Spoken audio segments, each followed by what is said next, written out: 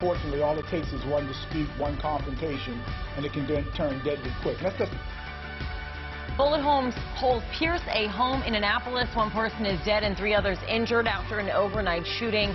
Good evening, I'm Rachel Cardin. Two of those victims, are teenagers. WJZ is live tonight at Shock Trauma. Annie Rose Ramos explains what we know so far. Annie Rose. Rachel, this shooting left one Baltimore man dead, 2 teenagers wounded, and a 4th victim who is now here at Baltimore Shock Trauma. At least 4 victims from this one shooting in Annapolis. Just after midnight Sunday, several shots rang out on Clay Street in Annapolis. Officers responded and located a 28-year-old male suffering from apparent gunshot wounds. The man, later identified as Sean McGowan from Baltimore, died from his wounds. As officers searched the scene, they found more victims. Moments later, officers located 2 17-year-old juvenile females in a residence of 103 Clay Street suffering from apparent gunshot wounds. Moments later, Anne Arundel Medical Center called the police to tell them another victim showed up to the hospital for help. Another adult male who's 26 years old walked in there with apparent gunshot wounds. 4 victims from a shooting.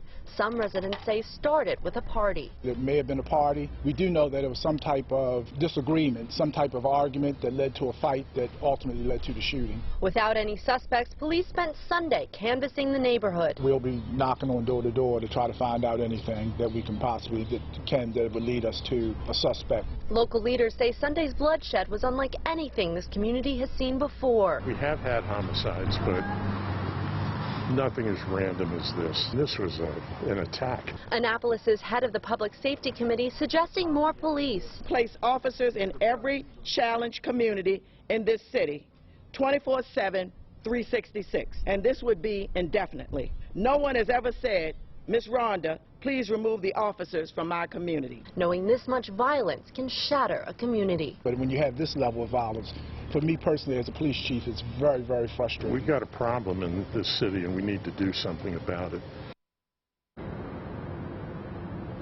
And Rachel, police are asking anyone with any information to please come forward. Reporting live from Shock Trauma, I'm Annie Rose Ramos for WJZ.